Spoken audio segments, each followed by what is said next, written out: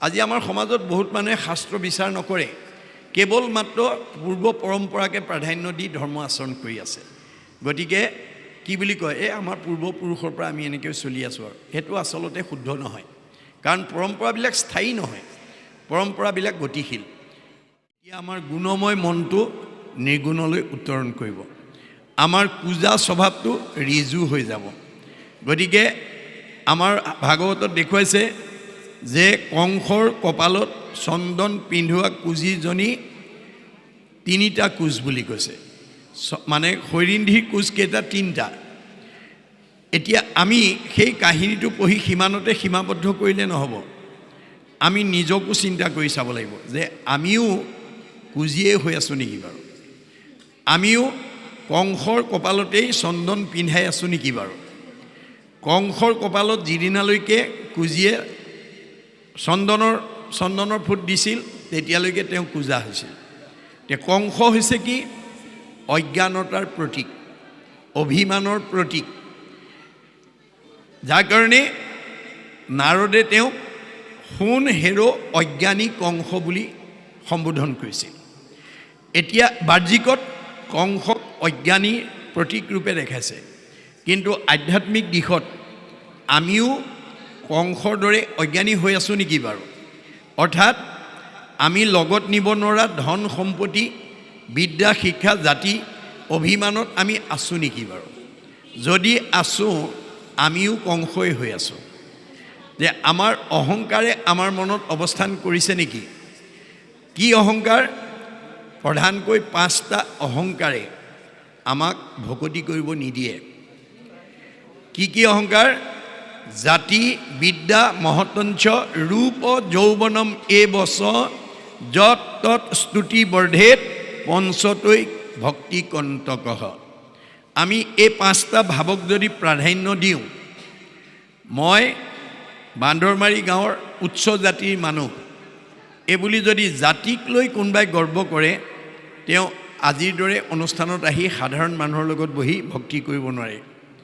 বিদ্যা, মই বান্দৰমাৰী গাঁওখনত মোতকৈ পুথিগত ডিগ্ৰী আনৰ কাৰো নাই, এইবুলি পুথিগত ডিগ্ৰীক লৈ যদি অভিমান কৰোঁ, তেতিয়া আমি আজিৰ দৰে সাধাৰণ মানুহৰ লগত বহি ভক্তি কৰিব নোৱাৰোঁ। মহতঞ্চ, মই গাঁওখনৰ ভিতৰত মই সকলোতকৈ ধনী মানুহ, এইবুলি লগত নিব নোৱাৰা ধন সম্পত্তিক লৈ যদি কোনোবাই গৰ্ব কৰে, তেওঁ সাধাৰণ মানুহৰ লগত বহি ভক্তি কৰিব নোৱাৰে। ৰূপ, আমাৰ কিছুমান মানুহ বগা চগা ধুনীয়া হ'লে ক'লা মানুহৰ ফালে নাচায়, মাতিবলৈ ইচ্ছা নকৰে। সেইটো স্বভাৱ আছে যদি এৰিব। কাৰণ আপুনি বান্দৰমাৰী গাঁৱত এজনী ধুনীয়া বগা চগা ছোৱালী, এজন ধুনীয়া ডেকা ল'ৰা, এজনী বোৱাৰী, এজনী মহিলা বা এগৰাকী পুৰুষ হিচাপে বসবাস কৰিবৰ কাৰণে আমাৰ পূৰ্বজন্মতেই ভগৱানৰ ওচৰত সাধনা কৰি অহা হৈছিল। সাধনাৰ অনুকূলে আপোনাক এই জন্মত আনতকৈ অলপ সুন্দৰ কৰি জন্ম দিছে। গতিকে আমাৰ ভাগৱতৰ দৰ্শনৰ কথা নাজানি আমি যদি ভগৱন্তৰ প্ৰদত্ত ৰূপ যৌৱনক লৈ যদি অভিমান কৰোঁ, তেতিয়াহ'লে সুন্দৰক বান্দৰ কৰিবলৈ ভগৱন্তৰ বেছি সময় নালাগে। ধনী মানুহ দুখীয়া কৰিবলৈ ভগৱানৰ বেছি সময় নালাগে। নিৰোগী মানুহক ৰোগগ্ৰস্ত কৰি হস্পিটেললৈ পঠাবলৈ ভগৱানৰ বেছি সময় নালাগে। সেইকাৰণে আমাৰ ভাগৱত শুনি এইবিলাকৰ পৰা যাতে আমি উদ্ধাৰ হ'ব পাৰোঁ। জাতি বিদ্যা মহতঞ্চ ৰূপ যৌৱনম বচ যত তৎ স্তুতি বৰ্ধেত পঞ্চতৈ ভক্তি কণ্টক। এই 5টা অভিমানে যাতে আমাৰ মনত ঠাই পাব নোৱাৰে, তাৰ কাৰণে আমি সাৱধান হ'ব লাগিব। গতিকে ভাগৱত নুশুনিলে আমাৰ সেই মিছাকেই সঁচা বুলি ভাবি থাকে। আজি বহুত মানুহে পাৰ্থিৱ ধন সম্পত্তিটোকে আচল বুলি ভাবে, কিন্তু সেইটো যে আচল নহয়। মহাপুৰুষে লিখি থৈ গৈছে, সম্পদকো জানা নুহি সম্পদ, জানা আপদকো নুহি আপদ, পৰম সম্পদ হৰি ভকতি, আপদ জানা হৰি বিৰকতি। আজি আপোনালোকে পৰম সম্পত্তি ঘটিছে, এইটো লগত যাব, আৰু ইয়ালৈ নাহি পেলাই যিবোৰ সম্পত্তি ঘটিছে সেইবোৰ এৰি থৈ যাব। গতিকে পাৰ্থিৱ যিবোৰ ধন সম্পত্তি ঘটিছোঁ লগত নিব নোৱাৰে। পুত্ৰ ভাৰ্যা ঐশ্বৰ্য থাকিব ঐতে পৰি, পাপ পুণ্য দুই যাব লগত সত্তৰি। এতিয়া বেয়া কাম কৰিলে পাপ, আৰু ঈশ্বৰৰ কথা শুনিলে পৰ উপকাৰ কৰিলে পুণ্য। গতিকে আপুনি ঈশ্বৰৰ কথা শুনি কিমান পুণ্য যোগ কৰিছে আপোনাৰ ওপৰত নিৰ্ভৰ কৰিব। এই যোগ নীতিটোকে কপিলে আহি মাকক কৈছিলে, কপিল স্বৰূপ আৰু ভৈল অৱতাৰ লুপ্ত ভৈল জ্ঞান তাক কৰিলা প্ৰচাৰ, তোমাৰ প্ৰসাদে যুগ জানি দেৱ হুতি, তোমাৰ চৰণ চিন্তি লভিলা মুকুতি। যেতিয়া আমাৰ প্ৰকৃত জ্ঞান, ঐশ্বৰিক জ্ঞান, সৎ জ্ঞান যেতিয়া অভাৱ হয়, তেতিয়াই ভগৱন্ত আকৌ আৱিৰ্ভাৱ হয়। গতিকে কপিল অৱতাৰ হৈ তেওঁ মানে যোগ নীতি শিকালে। কি যোগ নীতি? কৰ্মসু কৌশলম যোগ। যিটো কৌশল অৱলম্বন কৰিলে আত্মাই পৰমাত্মাৰ লগত সংযোগ স্থাপন কৰে, এইটোৱে হৈছে যোগ। আজি আমি সকলোৱে ইমান সময় হয়তো কোনো লোকে বিচনাত শুই থাকিলেহেঁতেন, আজি নিমন্ত্ৰণ পাই চব এৰি থৈ গুচি আহিলে। অৰ্থাৎ শাৰীৰিক সুখ ত্যাগ কৰি আপুনি আধ্যাত্মিক জ্ঞান বা আধ্যাত্মিক সম্পদ গতি আছে। এইটো হৈছে পৰকালৰ সম্পদ, এইটো আমাৰ লগত যাব। গতিকে আমি এনেধৰণৰ অনুষ্ঠানলৈ নিমন্ত্ৰণ পালে 10 বন কাটি কৰি আহিব লাগে। মাধৱদেৱে কৈছে, তোমাৰো গুণৰ মহিমা দেখিয়া এ আন যত কাম দূৰতে তেজিয়া থৈলোঁ। কিয়? আন কৰ্মে লগাইলে যতেক সিও হুৱে বৃথা, জনমো বৃথা হুৱে নুশুনয় কৃষ্ণ কথা। আমি যদি মানুহৰ জন্ম পাই ঈশ্বৰৰ কথা শুনাৰ পৰা নিজক বঞ্চিত কৰি ৰাখোঁ, তেতিয়াহ'লে আহিল কণা গ'ল কণা খাগৰি কাটিল তিনি কণা, আমি আকৌ অহা জেগালৈ ঘূৰি যাব লাগিব। আজি আপোনালোকে বিভিন্ন গৃহস্থী ঘৰৰ পৰা ওলাই আহিছে, লক্ষ্য বাৰু কি? যে আমাৰ আজি ভাগৱত আলোচনা সামৰণি হ'লে আমি খাই বৈ নিজৰ নিজৰ ঘৰলৈ নিৰ্দিষ্ট সময়ত ঘূৰি আহিম। আপোনালোকে যেনেকৈ ঘৰৰ পৰা ওলাই আহোঁতে আকৌ নিৰ্দিষ্ট ঘৰখনলৈ ঘূৰি যোৱাৰ লক্ষ্য লৈ আহিছে, আমাৰ ভাগৱতৰ মতে আমাৰ এইখন ঘৰলৈ যিটো জীৱ যিখন ঘৰৰ পৰা ওলাই আহিছে, এখন এখন ঘৰ বুলি কৈছে দেই। উদ্ধৱক যাবৰ সময়ত চিনাকি কৰি দিছে কি বুলি? মহুৰ সেৱাৰ যোগ্য মনুষ্য শৰীৰ, ইহাকে বুলিও গৃহ জানা মহাবীৰ। অৰ্থাৎ ভগৱন্তক সেৱা পূজা কৰিব পৰা এই মনুষ্য এখন ঘৰ। গতিকে এইখন ঘৰলৈ যিটো জীৱ যিখন ঘৰৰ পৰা আহিছে, ক'ৰ পৰা? পৰম ব্ৰহ্মৰ পৰা। পৰম ব্ৰহ্মৰ পৰা আহি আমাৰ এইখন ঘৰত সোমাবলৈ তেওঁ কিমান বাট অতিক্ৰম কৰি আহিছে? 20 লক্ষণম স্থাৱৰম, 20 লক্ষ বাৰ বিভিন্ন প্ৰজাতিৰ গছ গছনি হৈ আহিছে। নৱলক্ষম জলজ, 9 লক্ষ বাৰ বিভিন্ন প্ৰজাতিৰ মাছ মগৰ হৈ আছে। নৱলক্ষম কুৰ্মাঞ্চ, 9 লক্ষ বাৰ বিভিন্ন প্ৰজাতিৰ উভচৰ প্ৰাণী কাছৰ জন্ম পাইছে। 30 লক্ষ পশু নাম, 30 লক্ষ বাৰ আমি বিভিন্ন প্ৰজাতিৰ বাঘ সিংহ কুকুৰ শিয়াল মেকুৰী হৈ আছোঁ। 10 লক্ষ পক্ষী নাম, 10 লক্ষ বাৰ আমি বিভিন্ন প্ৰজাতিৰ চৰাই চিৰিকটি হৈ আছোঁ। 70 লক্ষ বানৰা, 4 লক্ষ বাৰ আমি বিভিন্ন প্ৰজাতিৰ বান্দৰৰ জন্ম পাইছোঁ। 2 লক্ষ অৰ্ধমানৱা হিতাহিত জ্ঞান শূন্য, 2 লক্ষ বাৰ হিতাহিত জ্ঞান শূন্য অৰ্ধমানৱ চিম্পাঞ্জীৰ দৰে জন্ম ধাৰণ কৰিছোঁ। তথৌ মনুষ্যত্ব প্ৰাপ্য তৎকৰ্মাণি সাধয়িত। তাৰপিছতে সৌভাগ্যক্ৰমে পুণ্য অৰ্জন কৰি জীৱশ্ৰেষ্ঠ মানুহ নামৰ উপাধিটো পাইছোঁ। এতিয়া আমি মানুহ নামৰ উপাধিটো পালেই আজিৰ দৰে আহি যদি কৃষ্ণ কথা শুনো, ভাগৱত শুনো, তেতিয়া আমাৰ জীৱটোৱে 7টা ষ্টেপ পাৰ হৈ নিজৰ ঘৰখন পাব। আমাৰ ভাগৱতত কৈছে, প্ৰথমে দহিব পাতেক ছয়। প্ৰথম আমাৰ পাপবিলাক অৰ্থাৎ বেয়া ভাৱবিলাক নাইকিয়া কৰি দিব। কৰাইবে মহাপুণ্য অদ্ভুত হয়, ভাগৱত শুনাৰ লগে লগে পুণ্য উপাৰ্জন হ'ব। মিলাইবে বিষয়ত বিৰকতি, বিষয়ৰ প্ৰতি বিৰকতি আনিব। কৃষ্ণত পোৱাইবে প্ৰেম ভকতি, কৃষ্ণ কথা শুনিবলৈ আগ্ৰহটো বাঢ়ি যাব। উপজাইবে আতি বৈষ্ণৱ জ্ঞান, আমি যে সকলো ঈশ্বৰৰ সন্তান এই কথাটো বুজি পাব। মায়াকো দহিয়া কৰৈ নিৰ্জান, তেতিয়া ভেদভাৱটো নাইকিয়া হৈ যাব। চৈতন্যময় পূৰ্ণানন্দ হৰি থৈবন্ত তেন্তে এৰেকে কৰি, তেতিয়া আমাৰ জীৱটোৱে য'ৰ পৰা আহিছে পৰম ব্ৰহ্মত বিলীন হৈ যাব। গতিকে ভাগৱত নুশুনা জীৱ সংস্কাৰ হ'ব নোৱাৰে। সি এই আমাৰ এইটো মানে ধৰ্ম দৰ্শনেই নহয়, বিজ্ঞানেও স্বীকাৰ কৰিছে যে পৃথিৱীৰ উপৰিভাগত যি বায়ুমণ্ডল আছে তাক ঘনত্বৰ ওপৰত নিৰ্ভৰ কৰি বিজ্ঞানে প্ৰধানকৈ 3টা অৱস্থাত দেখুৱাইছে: টপস্ফিয়াৰ, টেট্ৰস্ফিয়াৰ, আইনস্ফিয়াৰ। আইনস্ফিয়াৰক আটাইতকৈ ওপৰৰ স্তৰ বৈতৰণী নদী বুলি কল্পনা কৰা হৈছে। ভাগৱত শুনা জীৱ ইমান নিৰ্মল হ'ব, প্ৰয়াণৰ পিছত এই ৰকেটৰ দৰে 3টা লেয়াৰ ভেদ কৰি 14 ব্ৰহ্মাণ্ডৰ বাহিৰত শুদ্ধ জীৱ ভকতৰ কাৰণে নিৰ্মাণ কৰি থোৱা বৈকুণ্ঠত অৱস্থান কৰিব আৰু ঘূৰি আহিব নালাগে। মনত ৰাখিব দেই, আমি ভাগৱত শুনিবলৈ কিয় আহিব লাগে? জন্ম ৰহিত হ'বৰ কাৰণে। যদি ভাগৱত নুশুনে পুনৰপি জনমম পুনৰপি মৰণম হৈ ঘূৰি থাকিব লাগিব, 3টা লেয়াৰ ভেদ কৰি যাব নোৱাৰে। গতিকে জন্ম হৈ থাকিলে গৰ্ভৰ যান্ত্ৰণা আৰু মৃত্যুৰ ভয়ে আমাৰ পিছে পিছে খেদি থাকিব।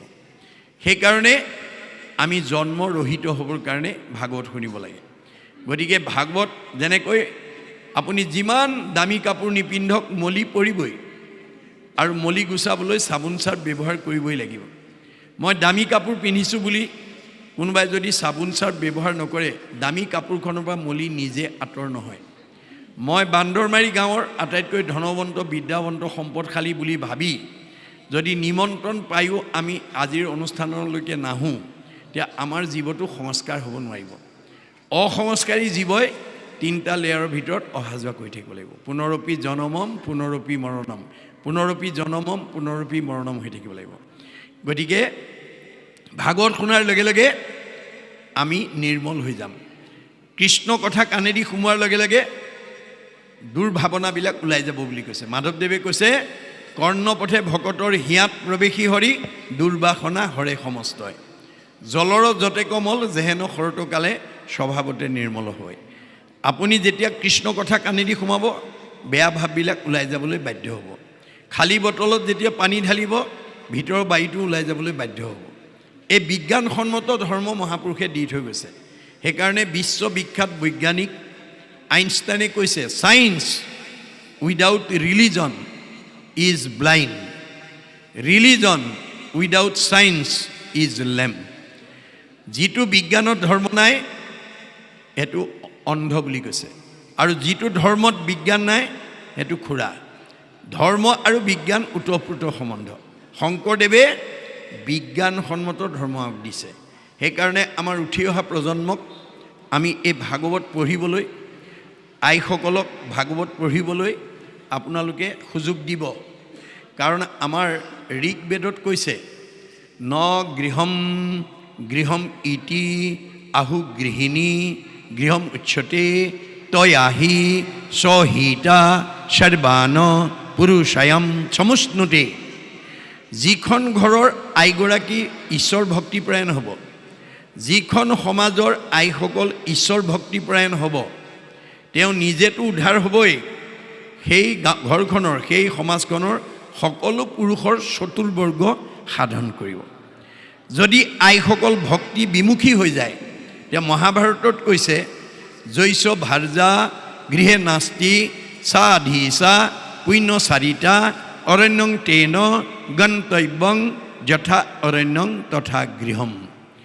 আমাৰ আইসকলৰ ইমান ক্ষমতা আছে, ইচ্ছা কৰিলে ঘৰ গুচি বৈকুণ্ঠলৈ উত্তৰণ কৰিব পাৰে, আৰু ইচ্ছা কৰিলে ঘৰ গুচি বাঁহতল কৰিব পাৰে।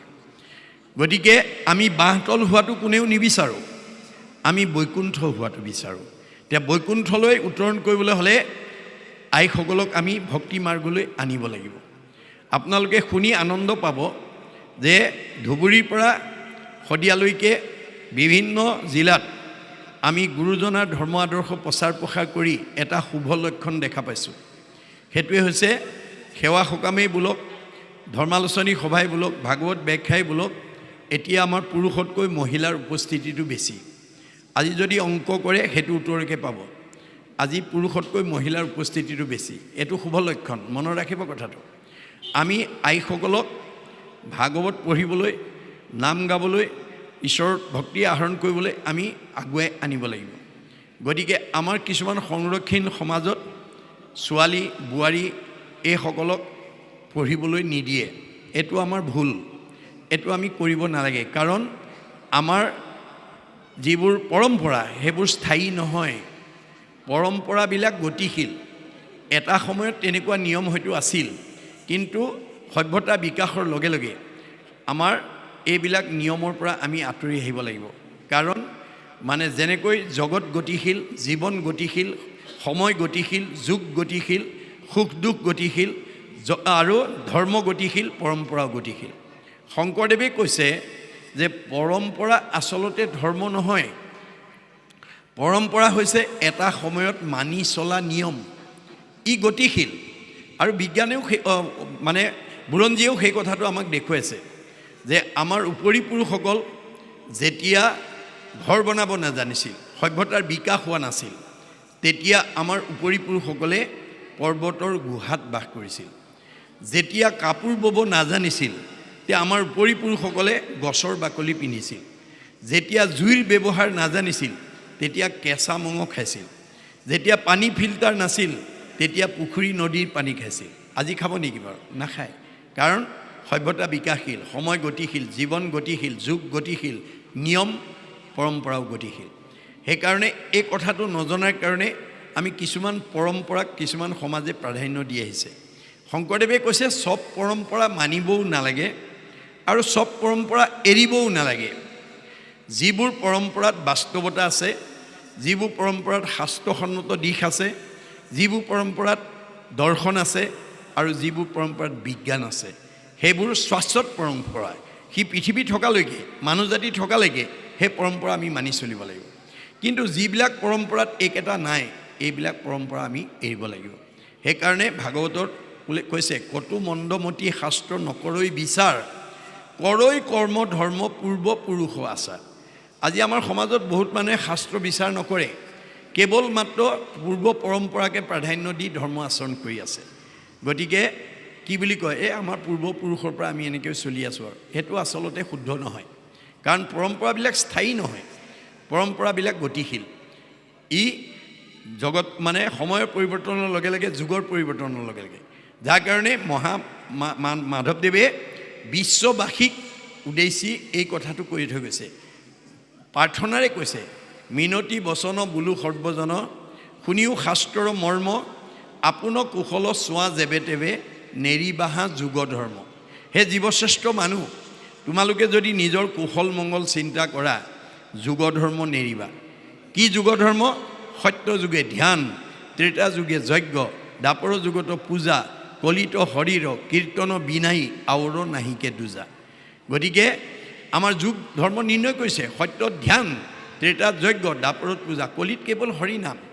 গতিকে আমাৰ কলি মানুহ হৈ পেলাই যদি আমি ত্ৰেতা দ্বাপৰৰ যদি মানে ধৰ্ম আচৰণ কৰোঁ, এই 28,000 ঋষিৰ নিচিনা হ'ব, আমাৰ ব্যাসৰ নিচিনা গতি হ'ব। ব্যাসক ভগৱন্তই বিদগ্ধ পণ্ডিত, বেদজ্ঞ শাস্ত্ৰজ্ঞ টীকালজ্ঞ, যিজনে 4 বেদ 14 শাস্ত্ৰ 18 পুৰাণ ৰচনা কৰি বিভাগী ধৰ্মজ্ঞান জগতলৈ বিদায় দিয়াৰ পিছতো তেওঁ অসন্তুষ্ট অৱস্থাত থাকিব লগা হৈছিল। দিনে কপূৰ্বতে পৰা সৰসূত ঋষি, বদৰিকা শ্ৰমত আচন্ত ব্যাস বহি। কেনেকৈ আছে? উগুল থুগুল মন নাহি